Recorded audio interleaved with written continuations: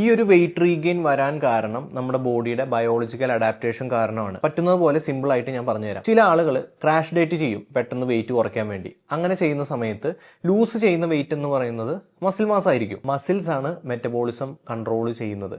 Less muscles means less calories burned. At the same time body ഒരു starvation മോഡിലേക്ക് പോകും. അപ്പോൾ മെറ്റബോളിക് റേറ്റ് വീണ്ടും കുറയും. ഹങ്കർ ഹോർമോൺ ആയിട്ടുള്ള ഗ്രലിൻ ഇൻക്രീസ് ചെയ്യും. സെറ്റൈറ്റി ഹോർമോൺ ലെപ്റ്റിൻ അതിന്റെ ലെവൽസ് ലോ ആവും. ഇത് ആക്ച്വലി ബോഡിയുടെ ഒരു ഹോർമോണൽ അഡാപ്റ്റേഷന്റെ ഭാഗമാണ്. നമ്മുടെ ബോഡി ശരിക്കും നമ്മളെ പ്രൊട്ടക്ട് ചെയ്യാൻ നോക്കുന്നതാണ് ഈ പ്രോസസ്സ് ചെയ്തിട്ട്. ഇനി പഴയ പോലെ ഫുഡ് കഴിക്കാൻ സ്റ്റാർട്ട് ചെയ്യുന്ന സമയത്ത് ഈ ഹോർമോണൽ അഡാപ്റ്റേഷൻ ഉള്ളത് കൊണ്ട് കൂടുതൽ ബോഡി പ്രയോറിറ്റി കൊടുക്കുന്നത് ഫാറ്റ് സ്റ്റോർ ചെയ്യാൻ വേണ്ടിയിട്ടാവും. സോ പിന്നീടുള്ള ഈ വെയിറ്റ് റീഗെയിൻ വളരെയധികം പെട്ടെന്നായിരിക്കും. ഓൾസോ ഒരു കൺട്രോളും ഇല്ലാത്ത വെയിറ്റ് ഗെയിൻ ആയിരിക്കും. എക്സ്ട്രീം ആയിട്ട് ഡയറ്റ് പ്ലാൻ ചെയ്യുന്ന സമയത്ത് വരുമ്പോൾ ഉള്ള ഒരു ബയോളജിക്കൽ റെസ്പോൺസ് ആണിത്. സോ ഇവിടെ എല്ലാ പ്രശ്നവും ഉണ്ടാവുന്നത് മസിൽസ് പോയതുകൊണ്ടാണ്. സോ മസിൽസിന് കൂടുതൽ പ്രയോറിറ്റി കൊടുക്കുക, പ്രോപ്പർ ആയിട്ടുള്ള പ്രോട്ടീൻ ഇൻടേക്ക് ചെയ്യുക, വെയിറ്റ് ട്രെയിനിങ് ചെയ്യുക, കൃത്യമായിട്ട് ഉറങ്ങുക, സ്ട്രെസ് റെഡ്യൂസ് ചെയ്യുക. സസ്റ്റൈനബിൾ ആയിട്ടുള്ള ഫാറ്റ് ലോസിന് അതാണ് വേണ്ടത്.